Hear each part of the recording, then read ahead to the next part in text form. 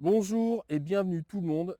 Aujourd'hui, je suis très heureux d'accueillir Jean-François Figarol, qui est coach professionnel certifié, et nous allons partager un moment de convivialité où il va nous parler de son activité en tant que coach professionnel. Bienvenue Jean-François. Merci Mika de m'accueillir voilà, dans ton jardin. C'est intéressant pour se questionner justement autour du coaching, parce qu'on va aller plonger dans notre jardin intérieur, donc voir comment on le cultive ce jardin intérieur. Donc merci de m'accueillir et Avec de beaucoup de partager plaisir, ce vraiment. moment avec toi. J'avais hâte qu'on le fasse ce moment parce que on en a parlé depuis un petit bout de temps et ça y est, on y est. On y est, ça y est, on est posé, il Voilà. fait beau, donc c'est bon, on est embarqué. On est parti? Allez, on est parti.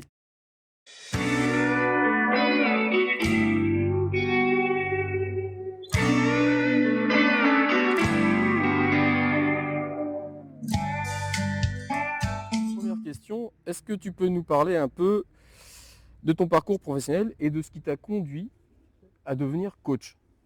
On va dire que mon parcours se décline en trois grandes étapes. La première étape, c'était dans le monde de la communication visuelle dans les années 80. J'étais en tant que graphiste, directeur artistique, là pour des entreprises ou des agences de communication de l'époque. Ça peut être communication visuelle ou communication d'entreprise. Ça a duré pendant 7-8 ans. Puis l'envie de changer, de faire complètement autre chose. Et je suis parti dans le monde du spectacle vivant.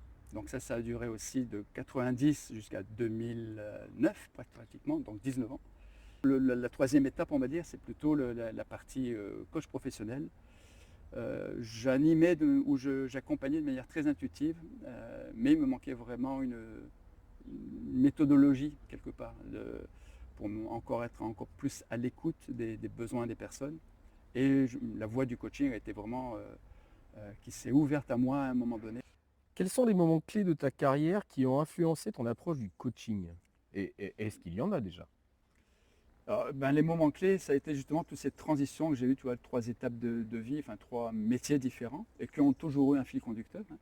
Les trois métiers différents, et à chaque fois, c'était toujours parce qu'il y avait ce qui a influencé justement l'approche du coaching, c'était parce que des fois, je rencontrais des incompréhensions quand j'étais en interaction avec un client, que ce soit aussi bien dans le monde de la communication visuelle ou dans le circuit culturel ou autre. Voilà, pour aller encore un peu plus loin dans tout ça. Quelles sont les certifications ou formations que tu as suivies pour devenir coach professionnel? Et donc moi j'ai commencé à me former en 2009 avec une école sur Lille, qui était une école franco-belge, qui s'appelait Californie, mais c'est qui était une émanation donc de Coaching Ways, vraiment qui est bien installée sur le territoire français, même international. Ok. Et voilà, mais Ça, c'était donc c'est pour la certification de coaching professionnel. c'est ça, tout à fait. J'ai Ok. été certifié donc en 2011 chez eux aussi. Et voilà, ça c'était vraiment les outils principaux, si tu veux. Les premières clés d'entrée dans le monde du coaching, c'est de passer bien évidemment par une école, une certification. Et l'idéal après de continuer son processus en étant supervisé. Ça permet de remettre en question un peu sa pratique, hein, parce que voilà, on peut rencontrer des fois des moments euh, pas difficiles, mais il peut y avoir des perturbations avec un client avec lequel on n'a pas toujours les clés, où on a besoin de prendre du recul aussi. Donc la supervision est un espace privilégié pour ça. Et pour les formations, j'ai reçu une formation qui m'a vraiment aussi ouvert un autre panorama, qui s'appelle, c'est une méthodologie qui s'appelle le SISEM, SISEM. C'est une approche systémique autour de la motivation. Comment décrirais-tu ton style de coaching? Euh, le style, je crois que c'est plutôt. Enfin, c'est une approche pluridisciplinaire, quoi. J'ai une activité à multiples facettes, donc pour moi, l'approche pluridisciplinaire, comme je te disais, je suis un peu. Mon parcours est atypique, mais j'aime bien ce côté atypique des choses, quoi.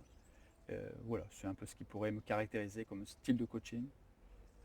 Quelles sont les principales techniques et outils que tu utilises dans tes sessions de coaching?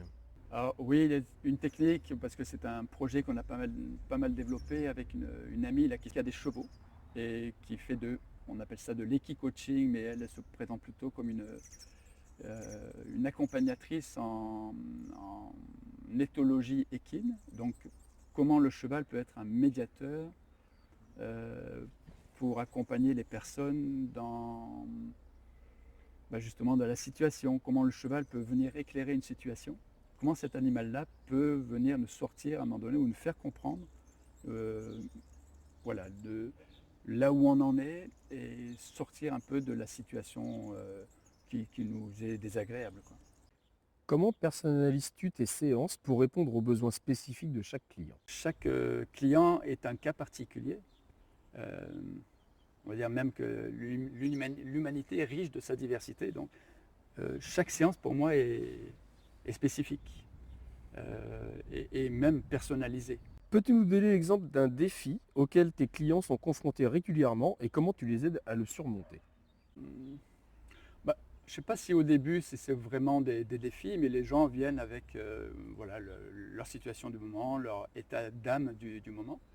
Et quand on commence à rentrer en échange, en interaction, il n'y a pas forcément un défi, mais euh, le, le questionnement et les réponses du client, à un moment donné, va révéler, si on peut parler de défis, justement, ça va être des sujets qui reviennent régulièrement, qui sont sur la confiance en soi, l'estime de soi. Après, c'est toutes les problématiques qu'on peut rencontrer. Ça peut être du jeune décrocheur scolaire jusqu'au dirigeant d'entreprise ou autre.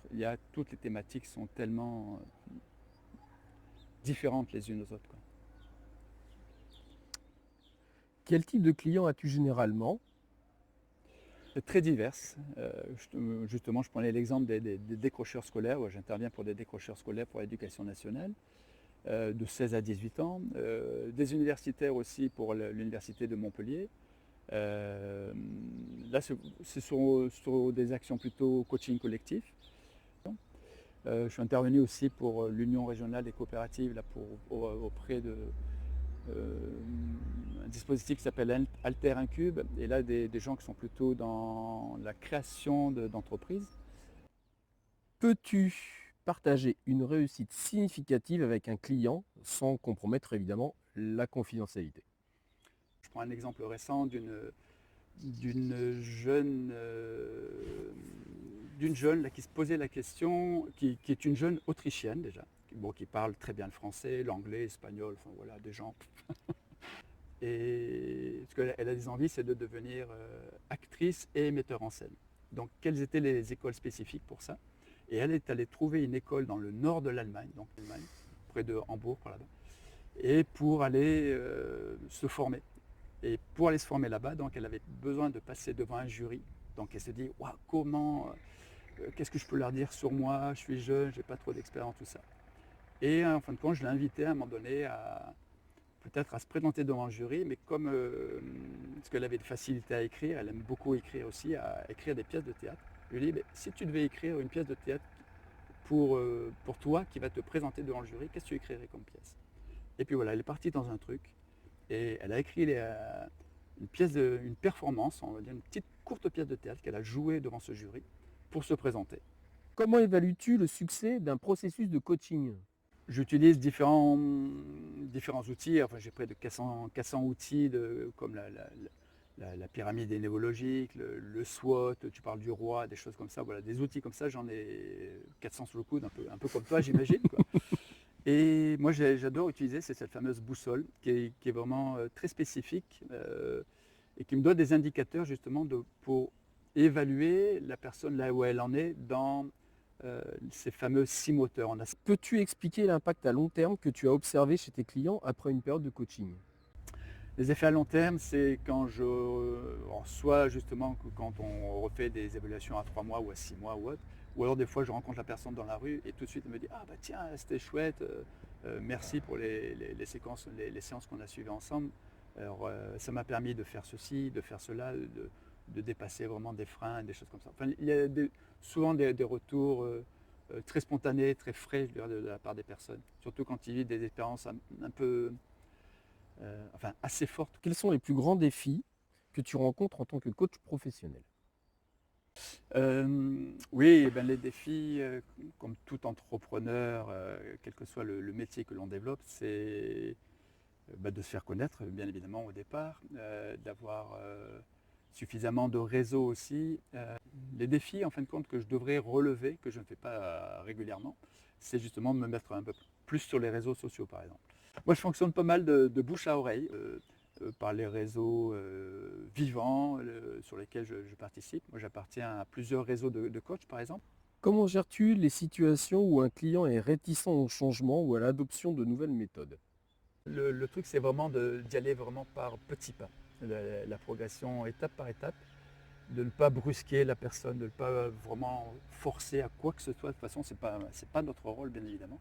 Juste d'être une écoute, parfois, c'est déjà très, très engageant pour lui. C'est vraiment déjà une des premières clés de- d'écouter son besoin, quelles sont ses attentes, quels sont les objectifs qu'il a envie de fixer lui-même. Ça, c'est le processus un peu que l'on met en place ensemble, bien sûr, au cours de la séance. Et, et le changement s'opère, je dirais, pratiquement de par lui-même, quoi. Sans avoir besoin de lui dire, tiens, il faut changer ceci, changer... Non, surtout pas les il faut que, il n'y a qu'un faucon, enfin voilà, tout ça. Le rôle du coach, c'est vraiment être à côté de lui, prendre la mesure de ses capacités d'aujourd'hui, de ses limites, des freins qu'il rencontre. Et si aujourd'hui c'est pas possible, c'est pas grave. Voilà. Être lucide sur ses capacités justement à accepter et accueillir le changement. Y a-t-il eu des moments où tu as dû refuser des clients et si oui, pourquoi? Alors, il peut y avoir à un moment donné soit un terme à un coaching parce qu'à un moment donné la problématique du client, je ne peux pas, c'est pas à mon niveau de le régler, c'est de l'envoyer vers un confrère, vers un psychothérapeute peut-être, enfin voilà, ça peut être aussi une personne comme toi. D'entrée de jeu, à chaque fois qu'une personne arrive, en fin de compte, moi ce qui m'intéresse c'est de voir euh, si je devais refuser la personne parce que son attitude, le comportement ou la problématique émanence, je vois ça comme un truc, waouh, un gros mammouth quelque part, et quelque chose qui me ferait euh, pas peur mais qui me dérangerait. Euh, je ferai quand même le premier pas d'aller creuser. Parce que moi, ce qui m'intéresse, si la personne vient et que je la rencontre pour la première fois, qu'est-ce que la personne, quelque part, elle vient me dire sur moi? Quel est le reflet qu'elle me renvoie, quoi, la situation qu'elle traverse? Qu'est-ce qu'elle vient, quelque part, soigner chez moi, quoi? Et de ne pas refuser d'emblée de jeu une rencontre spontanée, quoi. Comment vois-tu l'évolution du coaching professionnel dans les années à venir? L'évolution, ben, je trouve qu'on est en pleine évolution. Et je m'aperçois que ça monte d'une manière crescendo, quoi. Et avec les réseaux dans lesquels j'appartiens aujourd'hui, et sur le MCC, notamment là sur la région, moi je vois dans, dans mes rencontres, je rencontre énormément de personnes qui sont intéressées justement par le développement personnel, par le développement professionnel également, par le travail un peu sur soi, hein, comme dit Thierry Janssen, c'est le travail d'une vie, quoi. Donc quand on commence à un moment donné, on s'aperçoit que apprendre à mieux se connaître, eh ben, ça passe par tout un tas de lectures, par les sciences humaines, par tout un tas d'approches, d'aller sur Internet, sur YouTube, de suivre vraiment des gens qui nous inspirent, quoi, qui nous apportent vraiment des éléments de réflexion, de compréhension et de mise en action surtout pour sortir à un moment donné d'un jeu dans lequel on est, quoi, ou un circuit un petit peu, ou un circuit récurrent, quoi, ou un schéma récurrent plutôt. Quels sont tes projets ou objectifs futurs en tant que coach? C'est de continuer à participer à ces réseaux dans lesquels je suis, parce que là, c'est un échange permanent, c'est de l'interaction, où j'apprends de l'un, de l'autre, enfin c'est toujours très, très ouvert aussi en même temps. On partage nos expériences, on mutualise aussi des fois des projets, des choses comme ça, c'est ça qui est vraiment très riche. Le prochain projet, c'est de remettre en place justement avec une amie là, qui a les chevaux au nord de Montpellier. Donc c'est un processus, un parcours, on va dire, de, de coaching ou d'atelier de coaching, alors soit en individuel, parce qu'on l'a déjà fait en individuel avec elle, ou aussi pour du collectif, du coaching collectif, pour 5, 6, 8 personnes grand maximum.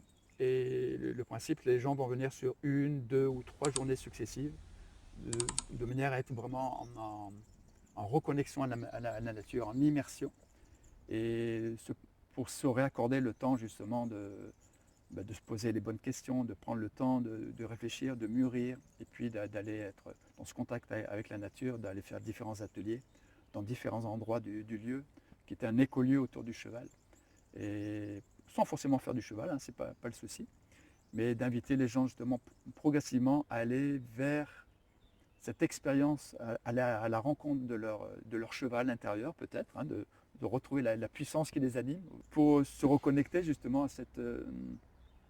à sortir du mental aussi. Quel conseil donnerais-tu à quelqu'un qui souhaite devenir coach? Mais voilà, se former bien évidemment, après la certification bien évidemment, et de s'intéresser par des lectures aussi, de pouvoir aussi approfondir les sujets, se nourrir de tout ce que le processus de coaching peut venir apporter à la personne, quoi. Et bien évidemment, après, une fois si elle a suivi un parcours professionnalisant, ben de rentrer dans d'être adhérent dans une fédération internationale, c'est un apprentissage permanent, quoi. Donc le coaching est avant tout un processus d'apprentissage permanent. Comment te maintiens-tu motivé et à jour dans ton domaine? Ben justement, autour de ces 6 piliers de motivation qui sont en chacun de nous, parce que c'est quelque chose d'assez universel, j'essaye de voir dans ma journée si, quand je ne me sens pas très bien, par exemple en fin de journée, waouh, c'est quoi le moteur là que je n'ai pas activé? Ben, si je suis resté trop longtemps à la maison à travailler autour d'un projet derrière mon écran informatique et que j'ai rencontré personne de vivant, tu vois, de l'extérieur, de vivant, voilà, il va me manquer. Il y a des moteurs qui s'activent avec trop de puissance et d'autres qui sont désactivés.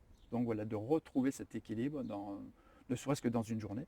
Quelles sont les personnes ou les livres ou les sources d'informations, peu importe, hein, qui ont le plus influencé ta pratique du coaching? J'irai à la fois de nombreuses lectures, hein, ça a démarré il y a très longtemps, il y a plus de 40 ans. Mais voilà, voilà, d'aller chercher des lectures diverses et variées dans, je sais pas, Christophe André, enfin, et s'ouvrir à différentes cultures aussi, différentes manières de penser. Est-ce qu'il y a des personnes réelles, proches de toi ou plus ou moins proches de toi, qui t'ont inspiré dans le cadre du coaching? J'ai un super copain, un ami qui est sur Montpellier. Je l'avais découvert sa pratique sur Lille à l'époque, et quelqu'un qui s'appelle Paul Raymond, voilà. Et après, ben, au sein même des réseaux auxquels j'appartiens, ben, on est souvent entre coachs aussi. Souvent des échanges avec des personnes qui ont un parcours aussi différent que le mien, et c'est ça qui est nourrissant. Y a-t-il quelque chose que tu souhaiterais ajouter ou un message que tu aimerais transmettre à nos spectateurs?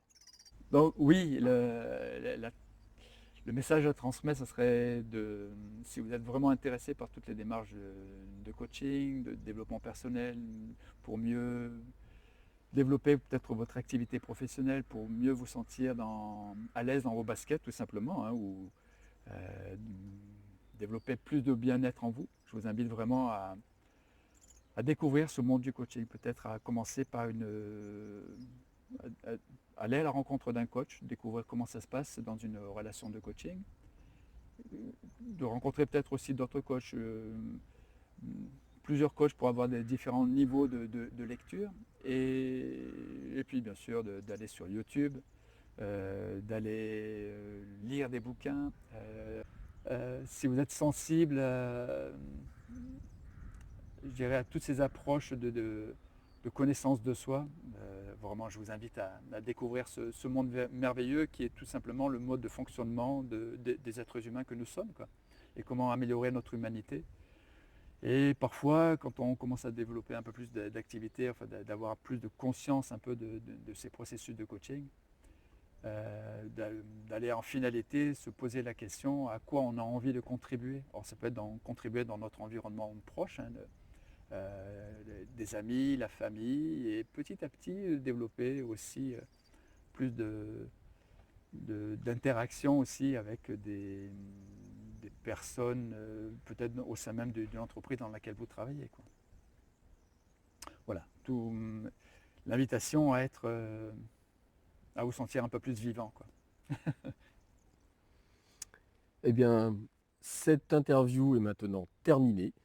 Je remercie vraiment Jean-François de tout mon cœur vraiment pour cette première interview, puisque c'est la première sur la chaîne. Je suis très très heureux qu'on l'ait fait ensemble et tous les deux. Voilà. Je vous dis merci d'avoir suivi cette interview jusqu'au bout. Vous trouverez les coordonnées de Jean-François, son LinkedIn et son site internet en lien dans la description. Merci Mickaël de m'avoir accueilli et je dirais merci aux spectateurs de nous avoir écoutés. Et n'hésitez pas à rentrer en contact aussi avec Mickaël pour en savoir plus. Et surtout, n'oubliez pas, prenez soin de vous.